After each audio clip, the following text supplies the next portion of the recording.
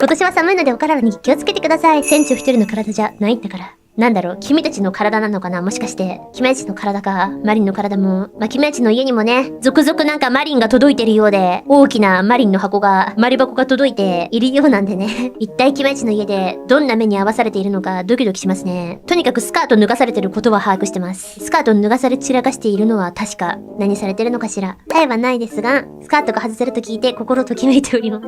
いいよ別に、外しても。君ん家に届いたマリンは君のものですからね。好きにしてくださいよ。好きに。やれるもんならやってごらんなさいよ。